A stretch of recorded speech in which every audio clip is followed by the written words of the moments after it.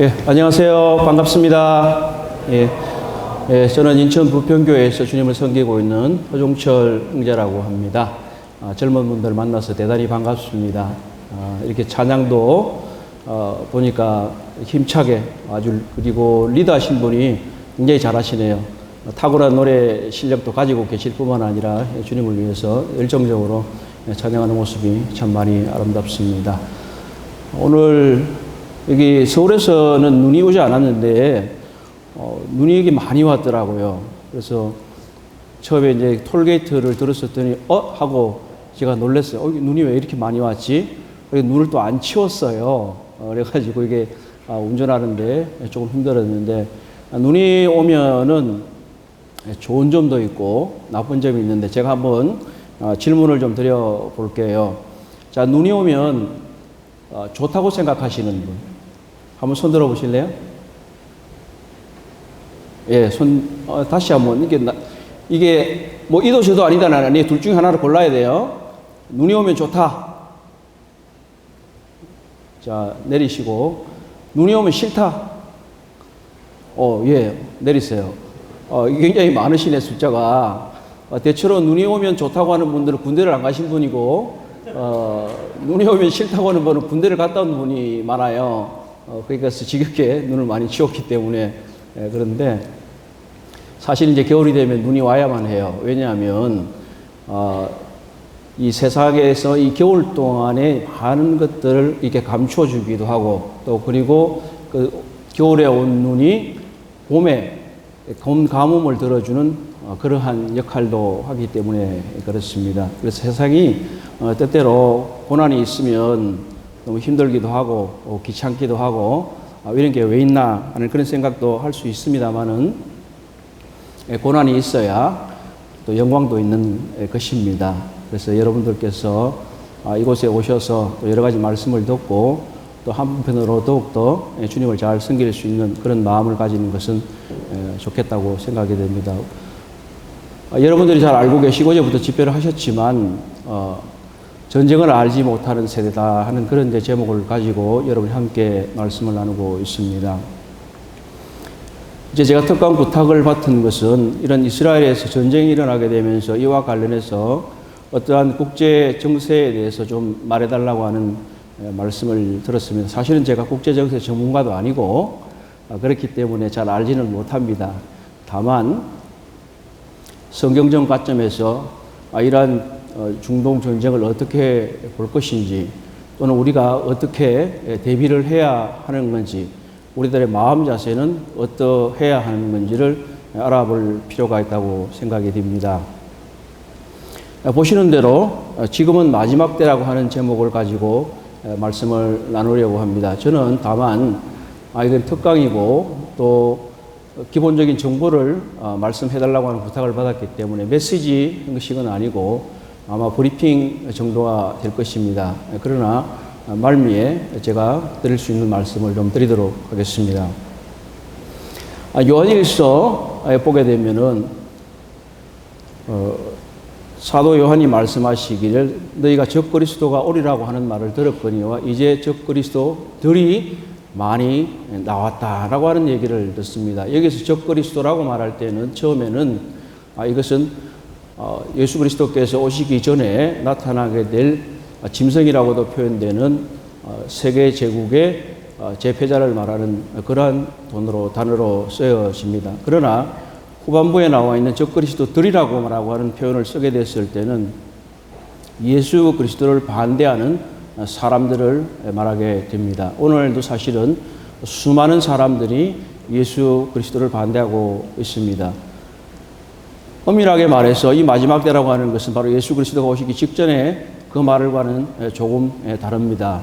이것은 바로 예수 그리스도가 처음 오신 때로부터 그리고 이제 오실 때까지의 사이에서 일어나고 있는 많은 시기, 마지막 세대를 말하는 것과 같습니다.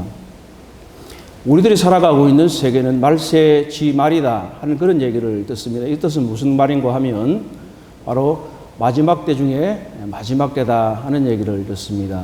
마태복음 24장에서도 얘기하거니와 이제 많은 전쟁의 소문이 들릴 것이고 또 많은 민족이 서로 대적하는 것이 오늘날 있기 때문에 이것은 어떻게 보면 예수 그리스도가 오시기 직전에 마지막 때의 전조와 같다고 말할 수 있을 것입니다. 특별히 이제 이스라엘의 전쟁과 관련해서 이것들을 보게 되면 우리가 또 그러한 시기라는 것을 좀 더 잘 알 수 있을 것입니다. 이제 함께 이스라엘과 그리고 그 주변국과 또 세계 정세와 관련한 이야기들을 좀 나눠보도록 하겠습니다. 안 넘어가네요. 예. 이건 제가 비디오를 좀 보여드리려고 했는데 실제 지금 영상을 재생하기는 좀 어려울 것 같고 이후에 마친 시간 뒤에 한번 제가 휴식 시간이나 하실 때 한번 좀 재생을 좀 해드리려고 합니다. 여기에 지금 표시되어 있는 보이시는 대로 이것은 이스라엘에서 일어나고 있는 이 갈등을 어떻게 이해할 것이냐는 것에 대해서 레들렉이라는 박사님이 교수님께서 물을 좀 하나 갖다 주시겠어요? 한 그런 강의 내용입니다. 유튜브에 지금 나와 있거든요. 이분은 무디 성경학교의 미국 시카고에 있는 무디 성경학교의 교수님이시고 이분 자신이 유대인입니다. 유대인이고 그분의 부모는 홀로코스트를 피해서 살아남은 그런 분입니다. 그래서 부모가 미국으로 이주하고 난 이후에 그분은 미국에서 태어난 분입니다. 제가 이제 무디 성경학교를 나왔기 때문에 이분을 이제 직접 뵌 적이 있습니다. 이분은 유대인이기 때문에 유대적인 관점에서 어떻게 이스라엘을 바라볼 것인지 또는 아니면 유대인들이 행하고 있는 간섭들이 무엇인지를 잘 관찰해서 여러 사람들에게 알려주는 그런 일을 하고 있습니다. 이분이 책도 긴 책을 쓰셨는데 기회가 되면 소개해 드리도록 하겠습니다. 어쨌든 오늘 제가 말씀드리는 것과 같이 이스라엘에서 일어나고 있는 이 갈등을, 이 전쟁을 어떻게 이해할 것인가 하는 것이 우리들에게 아마 중요한 관심사가 될 것입니다. 이것은 지구저편에서 일어나고 있는 일이긴 하지만 이미 우리들이 지상을 통해서 계속적으로 듣고 있기 때문에 우리가 이것에 대해서 너무 무관심하여서는 안 될 것입니다. 그리고 이스라엘은 우리와도 성경적으로도 밀접하게 관련이 되어 있기 때문입니다.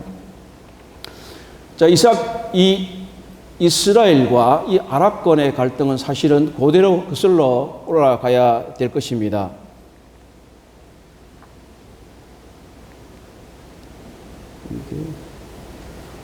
어디를 놓아야 되나요?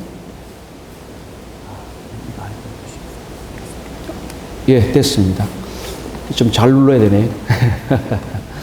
자, 보시는 대로 이 아랍권과 이스라엘의 갈등 관계는 아브라함 때부터 올라가야 됩니다. 아브라함에게 약속의 자녀는 사라로부터 태어나는 이삭이지만 하나님께서 아브라함에게 이 독자를 주시겠다고 약속하셨음에도 불구하고 그가 기다리지 못하고 사라가 그에게 종으로 부리던 여자 하갈을 그에게 두 번째 아내로 첩으로 주었기 때문에 그에게서 태어난 사람이 이스마엘이라고 합니다. 이스마엘은 여러분들께서 들어보셨겠지만 처음에 이 이스마엘이 태어난 이후에 이 사라는 태어나기 전에는 그에게 자녀를 바라기 때문에 하갈을 아브라함에게 주었지만 태어나고 난 뒤에는 이제 임신 중에 그에가 이제 질투심이 생기게 된 거죠. 그래서 이 사라가 하갈을 학대하기 시작했고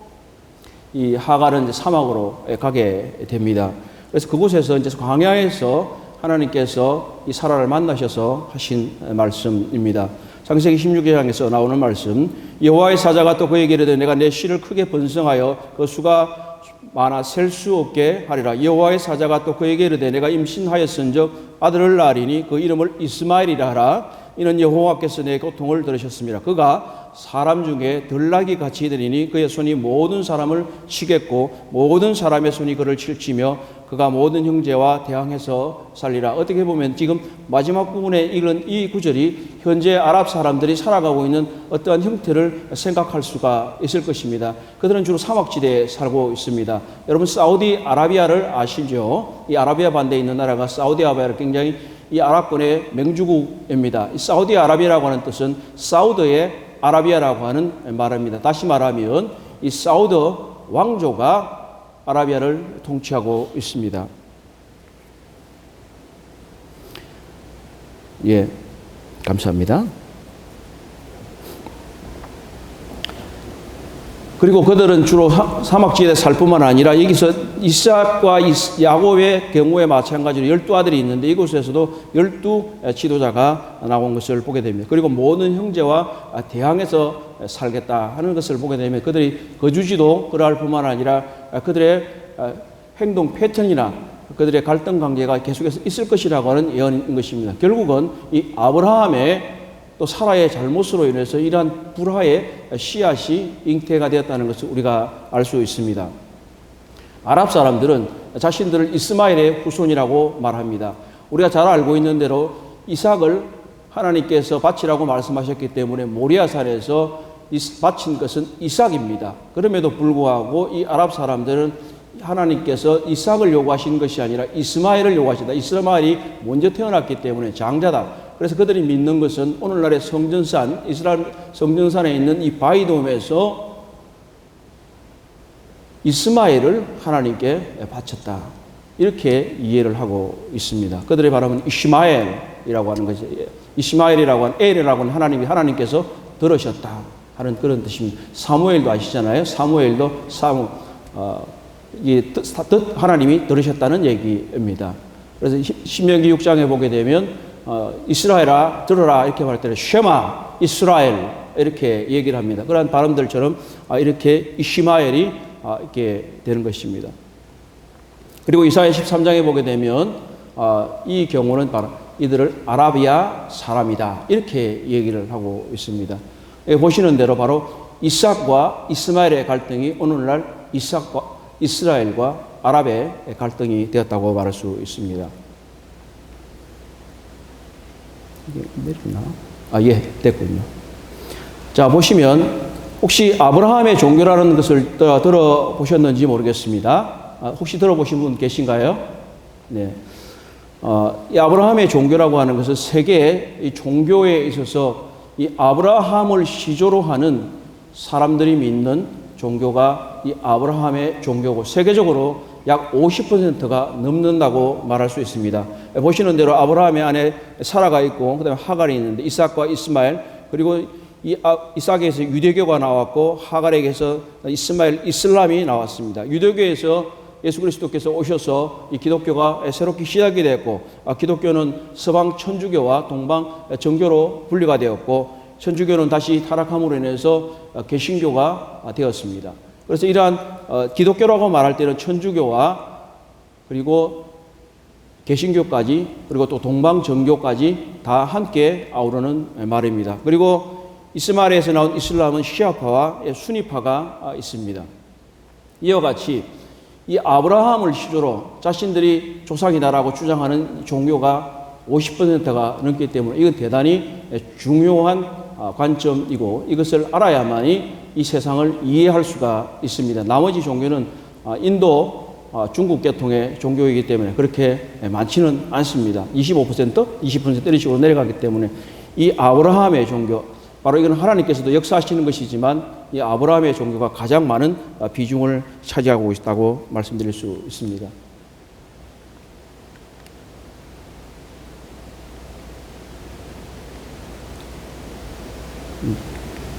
예, 됐습니다. 여기 보시면 자, 역사를 좀 우리가 먼저 좀 알아볼 필요가 있겠습니다. 아브라함이 조금 전에 얘기했는데 BC 2165년경에 출생을 했습니다. 이삭이 아브라함이 100세 때에 나왔기 때문에 2065년 그리고 이스라엘이 출애굽한 연도가 BC 1446년으로 보게 됩니다. 이것은 매우 중요한 연대인데 왜 그러냐 하면 이 출애굽을 함으로써 이스라엘이 국가로서 출발하는 시점이기 때문에 그렇습니다. 이들에게 있어서 모세가 중요한 이유는 뭐냐면 바로 이 모세가 이스라엘을 출애굽시켜서 이스라엘 국가를 세우는데 기여했고 또 그들에게 이스라엘 국가의 법이 되는 하나님의 율법을 만들어서 전파했기 때문에 모세 율법을 전파했기 때문에 모세가 매우 중요한 인물이 되는 것입니다. 다윗 왕은 BC 1011년경에 즉위를 해서 40년 정도 통치를 하게 되는데 다윗이 바로 통일왕국의 이 시조이기 때문에 중요하고 이곳에서 다윗에게서 다윗 언약이 나오고 이 다윗이 바로 다윗으로부터 예수 그리스도가 오시기 때문에 이 다윗은 매우 중요한 인물이 되는 것입니다. 그리고 남북왕국이 분열하고 북왕국이 멸망, 남왕국이 BC 586년에 남왕국이 멸망하는데 이렇게 됩니다. 그리고 BC 538년에 바벨론에서 돌아오게 됩니다. 그리고 BC 515년에 제2차 성전이 오게 됩니다. 제2성전이라는 얘기를 아마 들어보셨을 것입니다. 그래서 주께서 예언하신 대로 BC AD 70년에 이 제2성전이 무너질 때까지 이 성전이 존속을 했기 때문에 이것은 매우 중요한 시기가 될 수 있습니다. 여기 보시는 것처럼 그 이후에 지금 이스라엘이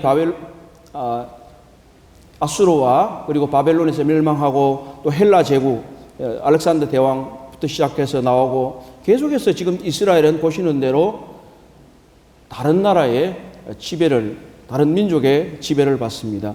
겨우 이스라엘 자치를 획득한 것은 BC 167년경에 마카비라고 하는 사람이 독립운동을 해서 BC 63년 정도까지 하스모니안 왕조를 세워서 통치하게 됩니다. 그나마도 BC 63년경에 폼페이우스가 예루살렘으로 진격하면서 로마의 지배를 받게 되고 예수께서 계실 동안에 로마의 지배를 받던 것입니다. 그리고 예루살렘이 AD 70년에 반대되고 2차 대반란이라고 하는 이 바르코크파라고 하는 사람이 반란을 일으키게 되는데 이 시기도 계속해서 이스라엘은 독립을 하려고 애썼지만 결국은 되지 않고 2차 대반란 때 완전히 불불이 흩어지게 됩니다.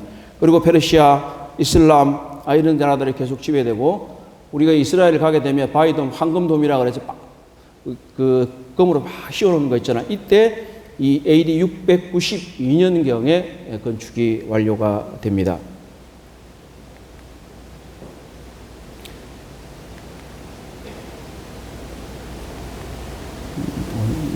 아래로 내리는 겁니까? 위로 올리는 겁니까? 내리는 거예요? 예.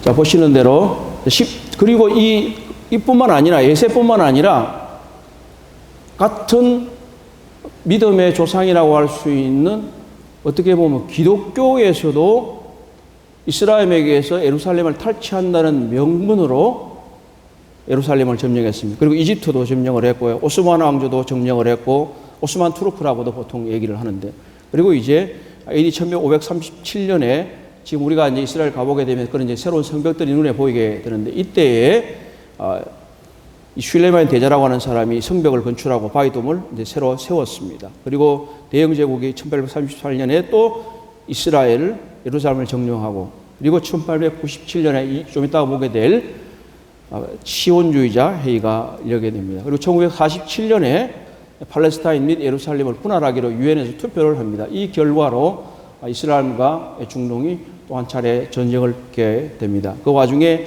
1948년에 이스라엘이 독립을 선언합니다. 그리고 3차 중동 정전이라고 일컬어지고 6.1 전쟁이라고 일컬어지는 전쟁이 1967년에 일어나는데 1947년에 예루살렘을 분할하는 이 일에 대해서 반대하다가 이제 동예루살렘을 이스라엘이 점령하고 또 주변에 있는 서안까지 다 점령을 하는 그런 일이 생깁니다. 실효적인 지배가 이제 가능해졌습니다. 그리고 1980년에 이제 이스라엘은 서예루살렘과 동예루살렘을 변할 수 없는 자신들의 영원한 수도로 주장을 하고 있습니다. 그리고 2017년에 트럼프 정부 때에 미국이 예루살렘을 이스라엘의 수도로 인정합니다. 당연한 거 아닌가 이렇게 생각할 수도 있는데 그렇지는 않습니다. 외교적으로, 법적으로 예루살렘은 공식적인 수도가 아닙니다. 텔아비브라고 하는 것이 그들의 수도입니다. 그래서 분쟁의 소지가 있기 때문에 예루살렘에 각국이 대사관을 두지 않았습니다. 그럼에도 불구하고 이 트럼프 때에 미국이 예루살렘을 이스라엘의 수도로 하고 2018년도 5월 달에 대사관을 옮기게 됩니다. 이 일로 인해서 이제 많은 반대에 직면하게 되고 전쟁의 불씨가 이렇게 되는 것입니다.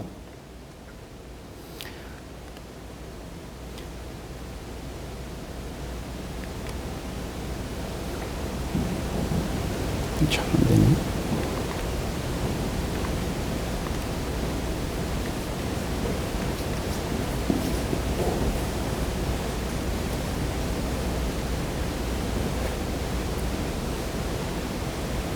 어디를 보고 해야 될까요?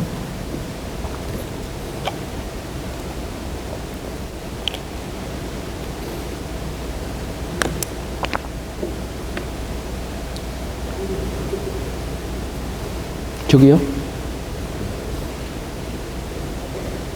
제가 그냥 잘 안 되면 다음이라고 얘기할 테니까 좀 넘겨주시면 좋겠어요.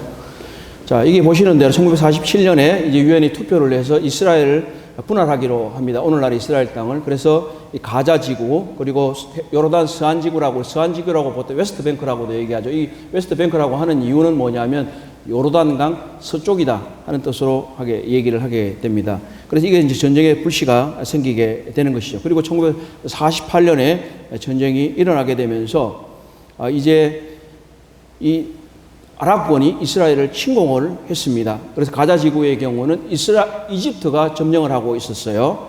그리고 시리아는 이제 골란 공원을 하고 있었고, 그리고 요르단 서안 지구는 요르단이 가지고 있었습니다. 우리가 동예루살렘, 서예루살렘 하는 얘기를 적게 듣게 되는데, 이건 제가 좀 이따가 설명을 드릴 테니까 참고하시면 될 것 같습니다.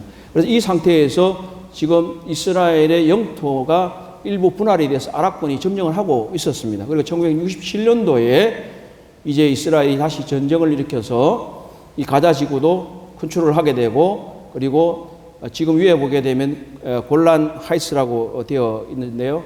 거기 보시면 제일 위쪽에 있는, 오른쪽에 위쪽에 보면 거기도 이제 현재까지 전쟁을 하고 있죠. 이것은 왜 위치가 중요하냐면 이것은 상수도원이 됩니다. 그곳에서 물이 나기 때문에 헐몬산부터 이렇게 내려오기 때문에 이곳이 없으면 이스라엘은 물을 공급받을 수가 없습니다. 그렇기 때문에 이스라엘은 절대 이곳을 내놓지 않을 것입니다. 그리고 요르단 서안 지구까지 점령을 하고 있습니다. 자, 다음이요. 자, 여기 보시면 이 전쟁의 얘기를 조금 더 상세하게 보실 수가 있죠. 골란군 1967년 시리아로부터 점령을 했고 81년도 이스라엘 합병을 선언했지만 국제사회는 인정을 하지 않고 있어요. 그래서 이 실효적인 지배다 이런 얘기를 합니다. 이 국제법적으로 이렇게 얘기를 하지만 또 어떤 한편으로는 이스라엘은 자신들의 것이다 라고 얘기를 할 수 있는 이유는 뭐냐면 전쟁이 일어났기 때문에 전쟁의 경우는 끝이 나면 그 지배가 실효가 되면 이미 그것은 인정이 된 거나 마찬가지인 것입니다. 그렇기 때문에 이스라엘은 전쟁으로 이겼다. 우리가 차지한 영토다. 이렇게 얘기하고 있는 것이고 다른 세계에서는 그렇게 얘기를 하지 않는 거죠. 그리고 요르단과 서안 및 동예루살렘 지구가 있고요. 이 가자 지구가 지금 오늘날 가장 굉장히 핫 이슈잖아요. 이 가자 지구 같은 경우도 이집트에서 점령을 하고 있다가 이제 이스라엘이 있죠. 그 밑에 이스라엘 보면 이 시나이 반도 밑에까지도 사실은 이 6.1 전쟁 때에 이스라엘이 다 점령을 했었어요. 그런데 이게 수비의 문제도 있고 워낙 강대하고 사람이 살지도 않는 사막 지역이기 때문에 이건 이집트에 돌려줬어요. 그러나 가자 지구는 현재까지 계속 이스라엘이 점령을 하고 있죠. 자, 동예루살렘과 서예루살렘의 문제는 한번 보십시오. 보시면 자, 이 검정색으로 되어 있는 이 선이 예루살렘 전체를 하고 말하고 있습니다. 지금 계속해서 이제 이스라엘이 이 영토를 이 개념을 확장해서 예루살렘 하고 있는데 그 옆에 제일 중간점에 보면 서예루살렘, 동예루살렘이 있고 녹색 점선으로 이렇게 쭉 그려져 있는 게 보여지실 겁니다. 보이시나요? 녹색 점선이. 이것을 그린 라인이라고 말합니다. 그린 라인.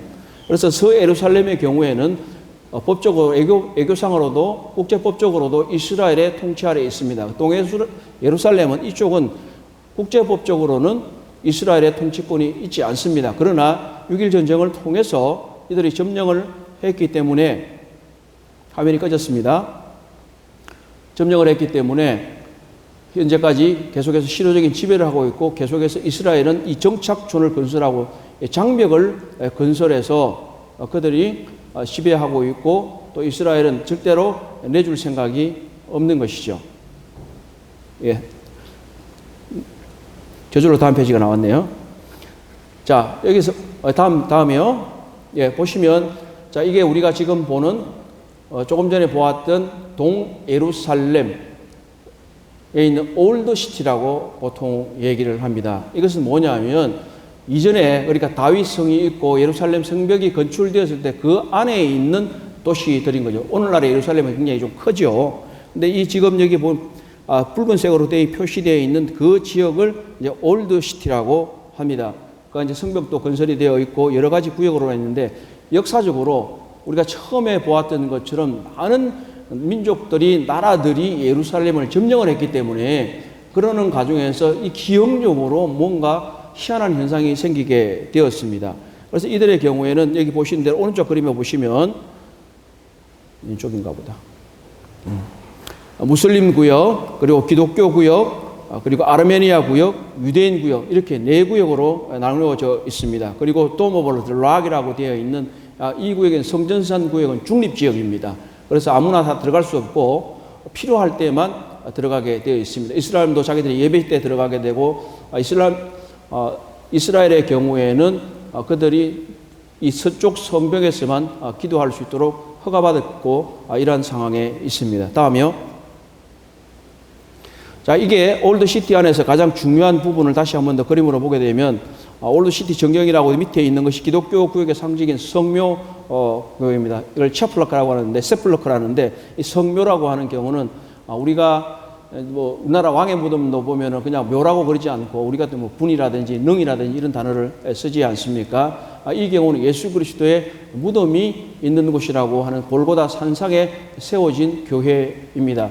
이 콘스탄티누스의 기독교를 공인한 왕의 어머니인 그 헬레나 왕비라고 하는 분이 있는데, 그때 이제 그분이 이스라엘 전체를 다니면서 순회을 하면서 이런 위치들을 파악을 했어. 그리고 그러고 나서 이제 이 성묘교회가 건축이 되었고, 이후에 몇 번 무너졌다 말다 이렇게 하다가 오늘날의 이러한 모습을 갖고 있습니다. 여기도 가보면 희한해요. 안에 들어가 보시면, 가보신 분이 있을 텐데, 가게 되면 여기도 조금 전에 보았던 이 네 구역처럼 이슬람 구역, 유대 구역, 아르메니아 기독교 구역이 있는 것처럼 여기도 가보면 이 교회당, 예배당 안에 칸칸이 여기서는 정교 구역이고, 여기는 가톨릭 구역이고 뭐 이렇게 나누어져 있습니다. 이만큼 이게 분쟁이 심하다는 것을 얘기를 할 수가 있어요. 1번이 성묘교회, 2번이 통곡의 벽, 서쪽 벽이라고 얘기를 하고 있는 거예요. 그리고 이제 바이돔이 모든 이스라엘의 경우에는 뭐 이스마엘을 바쳤다. 그리고 무하마드와 이곳에서 성천했다. 이런 얘기를 하고, 그 유대교에서는 뭐예요? 옛날에 성전이 이곳에 세워졌다. 성전이 세워진 것이다. 이렇게 얘기를 하게 되는 거죠. 그러니까 이게 이 바이돔, 이 성전산을 말해도 굉장히 이제 뭐 엄청난 어떤 불씨를 갖고, 이렇게 오죽하면 이 중동의 하얗고라고 이렇게 얘기를 하고 있을까요? 사실 모든 사람들이 자기 거라고 얘기를 하고 있는 거죠. 그만큼 이 중요하다는 그런 얘기를 볼 수가 있습니다. 다음이요.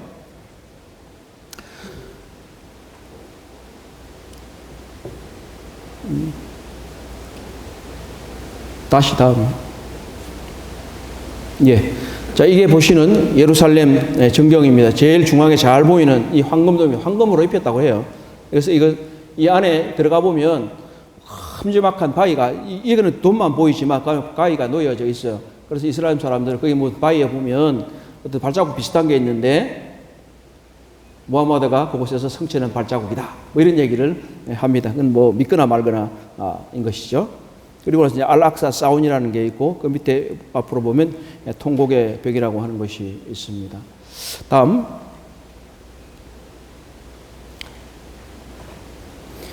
자, 갈등의 주요 원인이 이제 몇 가지가 있을 수 있는데, 가장 중요한 것은 수도, 그러니까 우리나라 수도는 어디죠? 서울입니다. 그리고 두 번째는 정착촌의 문제인 것입니다. 조금 전에 말씀드렸던 대로 이스라엘의 수도는 예루살렘이어야 하고 예루살렘이 맞지만 국제법적이고 그리고 국제 정치 질서 때문에 이스라엘의 행정기관들, 정치기관들은 텔아비브에 있습니다. 지금까지도. 그렇기 때문에 이들은 예루살렘으로 가고 싶어 합니다. 그런가 하면 이스라엘도 마찬가지로 자기들이 선언하기를 예루살렘이 자신들의 수도다. 이렇게 얘기를 합니다. 그러니까 이 예루살렘을 쟁탈하기 위해서 엄청난 싸움이 계속해서 벌어지고 있는 겁니다. 기독교인들도 성지순례를 어디로 가겠어요? 예루살렘으로 가지 않는다는 것입니다. 이 같은 시기에 지금 전에 서두에 말씀드린 대로 미국이 2017년도에 대사관을 예루살렘으로 이전하겠다. 그렇게 하고 2018년 5월 14일에 이전을 했고, 과테말라, 파라과이 이런 나라들이 뒤를 따르고 있습니다. 그래서 현재는 예루살렘, 특히 동예루살렘은 어느 나라에도 속하지 않습니다. 국제법적으로는. 그러나 실효적으로는 예루살렘이 지배를 하고 있습니다. 그리고 정착촌 문제가 있는데, 정착촌은 보통 우리가 많이 들어봤잖아요. 기부처 이런 거 들어보셨잖아요. 그리고 이스라엘은 이 가자 지구와 그리고 요르단 서안 지구를 실효적으로 지배하고 있기 때문에 그곳에서 이스라엘 사람들, 유대인들을 이주시켜서 계속해서 그곳에 살도록 함으로 인해서 실제로 사람이 살아야 자기 땅이 되는 거잖아요. 땅만, 군대만 있다고 되는 게 아니니까 군대를 파견하고 사람들을 계속해서 건설을 하는 거예요. 그러니까 어떻게 되겠습니까? 원래 살고 있는 이 팔레스타인 사람들하고 충돌이 계속 생기게 되는 것이죠. 요르단 서안 지구의 경우는 비교적 온건한 피에로가 팔레스타인 해방기구와 그들을 지배하고 있기 때문에 이스라엘과 비교적은 온화한 그런 관계를 유지하고 있고, 가자 지구는 하마스가 통치를 하고 있기 때문에 굉장히 격렬한 이 분쟁이 많이 일어나고 있는 것입니다. 어쨌든 이 유대인 정착촌을 계속해서 건설하다 보니까 이런 문제가 생기고, 특별히 올드시티가 있는 동예루살렘에도 계속해서 장벽을 쌓고 그곳에다가 정착촌을 건설하고 해야 되니까 신기를 상하게 하는 거죠. 그래서 싸우고, 또 이번에는 이제 전쟁을 하게 되면서 이스라엘 민간인들에게 이스라엘 정부가 총기를 지급하기 시작했습니다. 그래서 우리를 자신이 스스로 보호해라. 이러다 보니까 그게 정착촌에 있는 사람들이 어떻게 하냐면 자기를 보호하는 데만 쓰는 게 아니라 또 한편으로는 팔레스타인 사람들을 공격하는 데도 사용을 하고 있기 때문에 많은 문제가 되고 있습니다. 다음이요.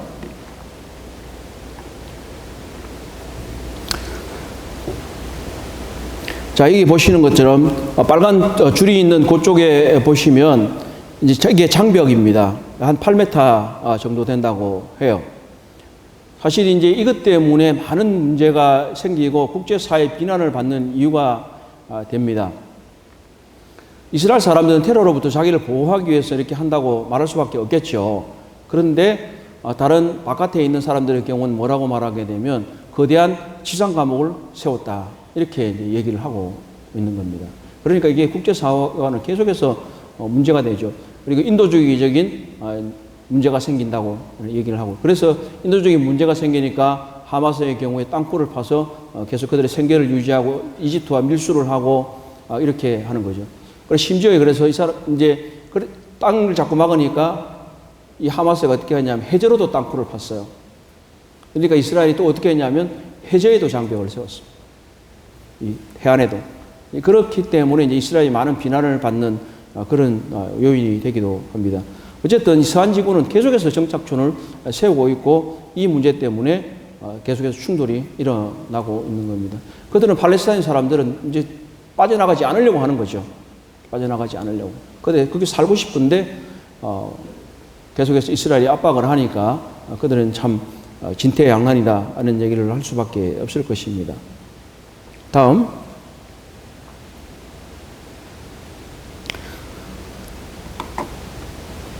자, 그러면 2023년 10월 7일에 무슨 일이 일어났나? 10월 7일이 무슨 날인지 아세요? 네, 우리가 날짜를 잘 기억하지 않잖아요. 저도 이제 10월 7일 날짜를 이제 기억해야 되겠다 이렇게 이제 생각을 하게 됐는데, 이 가자 지구는 하마스라고 하는 조직이 통치를 하고 있습니다. 원래는 이 아라파트라고 하는 사람이 이 팔레스타인 해방 기구를 이끌었었습니다. 그러다가 나중에 이스라엘과 오슬로 협정을 맺고 캠프 데이비드 협정이 맺고 이런 가운데서 이제 어떤 이스라엘과 유화적인 태도를 취하게 됐는데, 가자 지구에 있는 사람들은 이런 이제 팔레스타인 해방 기구를 못마땅하게 생각하는 그런 와중에 있었습니다.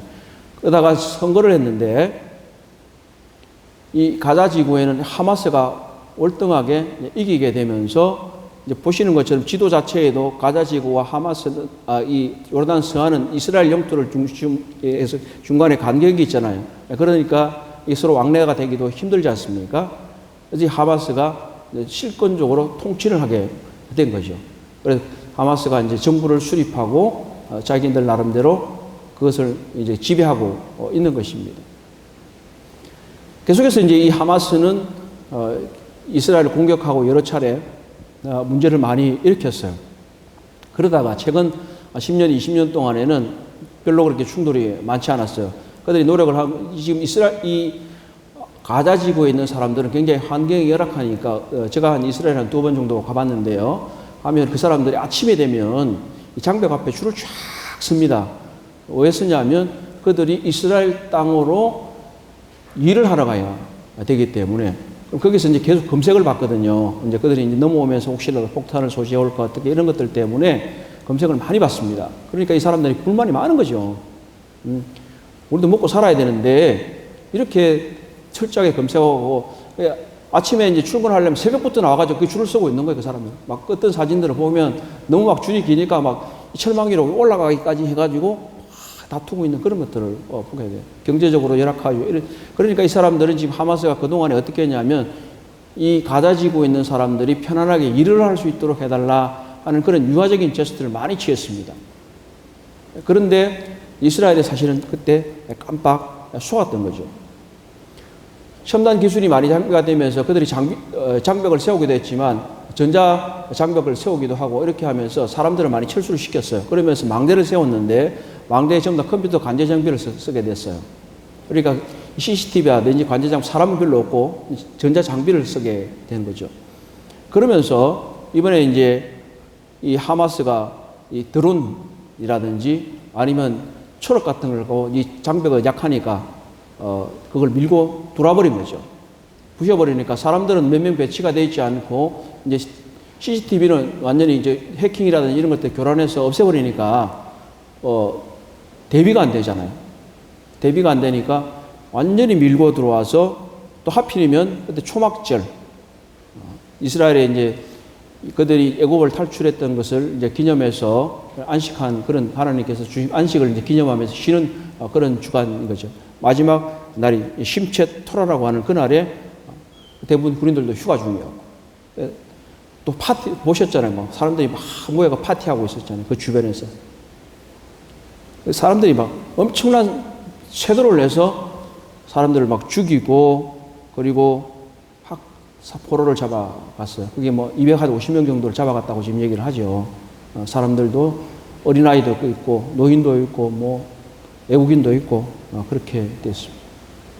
그래서 이스라엘 사람들은 이날을 미니 홀로코스트다 이렇게 얘기를 합니다. 홀로코스트는 2차 대전 중에 나치가 일으켜서 유대인들을 아우슈비츠 수용소에서 몰아넣고 수많은 사람들을 죽였습니다.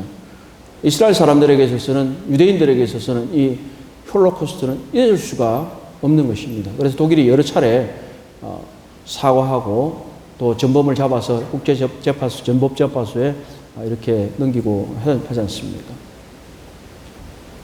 지금도 전쟁이 계속되고 있지만 이스라엘 사람들에게서는 미니 홀로코스트와 같다. 수많은 사람들이 갑자기 공격을 당해서 죽고 끌려가고 학살당하고, 많은 사람들이 지금 전쟁하고 있는 것 때문에 이스라엘을 비난하지만 이때 당시의 동영상이나 이런 것들을 보게 되면 정말 참혹해요. 이 테러리스트들이 들어와가지고 집에 들어가서도 막 총을 쏘고 사람들을 도끼를 찍어 죽여버리고 이런 것들이 일어난 것을 볼 수가 있습니다. 다음. 자, 그러면 이 전쟁이 정치적인 전쟁일까, 종교적인 전쟁일까 하는 것입니다. 정치적인 전쟁이라고 말하면 토지를 놓고 싸우는 것입니다. 영토를 놓고 싸우는 것입니다.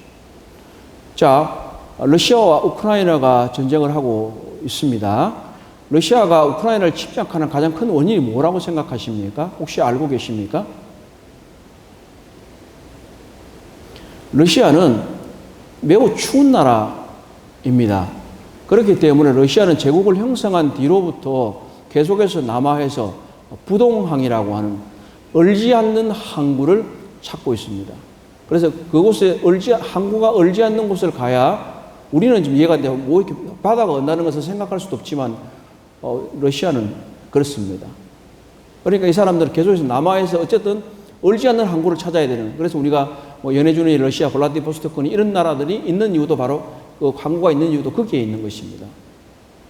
그래서 이 우크라이나를 침범해서 그들이 1차적으로 크림반도를 병합했습니다. 그런데 그 크림반도라든지 이거 병합하니까 괜찮았는데 계속해서 그곳에 있는 도네츠크라는 지역도 있고 그곳에서 친러시아 세력, 원래는 이제 이 우크라이나가 러시아 옛날에 구소련 연방에서부터 독립한 나라이기 때문에 러시아 계통의 사람들이 많이 있습니다. 그것에 병합되기를 원하는 사람들이 있는 거죠. 그걸 해방시킨다는 명분으로 우크라이나를 침범했습니다.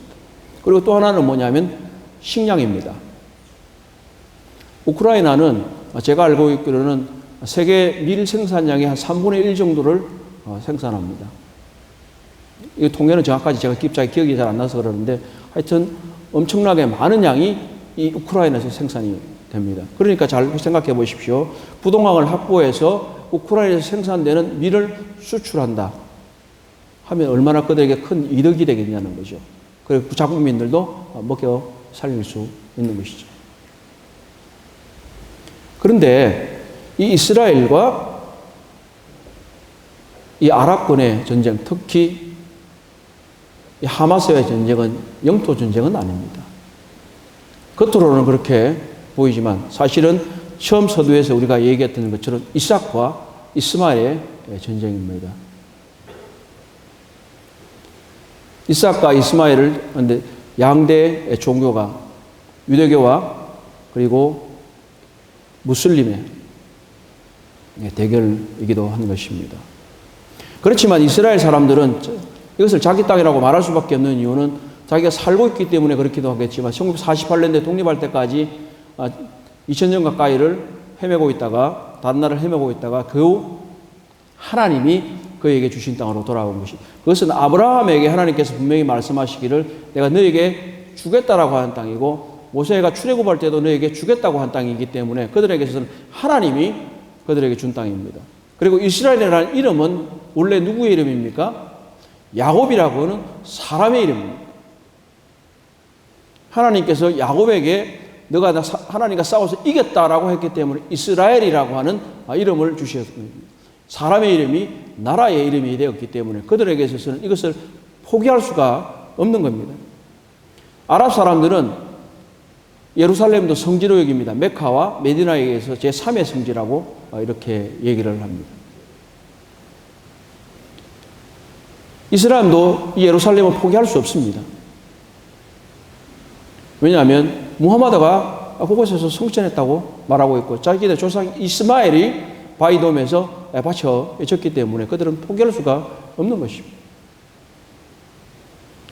그래서 그들은 이스라엘을 이 세상에서 지우고자 하는 겁니다. 단순한 영토의 전쟁이 아닙니다. 그래서 이 세상은 하나님의 계획을 방해하기를 원합니다. 뒤에는 사탄이 있습니다. 이것은 영적인 전쟁입니다. 협상하려고 해도 협상할 수 없고 협상이 될 수도 없고 무엇이든 한지 일시적인 거에 될 것입니다.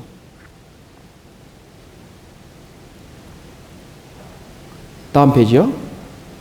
자, 그러면 앞으로 이 중동의 지정학적인 지도에서 어떤 일이 생겨날 것인가 하는 것입니다. 세계는 이제 새로운 질서로 가게 될 겁니다. 신제국주의의 시대입니다. 제국주의를 들어보셨을 겁니다. 이전에 식민지를 지배하고 특정한 한 나라가 많은 영토를 가지고 있었는데 지금도 사실은 각축전이지 않습니까? 러시아는 끊임없이 세력을 확대하고자 원하고 있고 미국은 그곳에서 중동에서 일어나는 세력을 잃지 않기를 원하고 있습니다. 그리고 중국은 경제력을 바탕으로 이 세상을 지배하고 싶어 합니다. 그래서 이스라엘은 중동의 하얗고라고 말하지만 이건 전략적인 요충지이기도 합니다. 이 반도는 아시아와 유럽과 아프리카를 이어주는 곳입니다. 이곳을 따라서 유럽으로 갈 수도 있고 아시아라도 갈 수도 있고 아프리카로도 갈 수가 있습니다. 좀 이따 보여드리겠지만 이 아라비아 반도에는 수많은 미군 기지가 있습니다.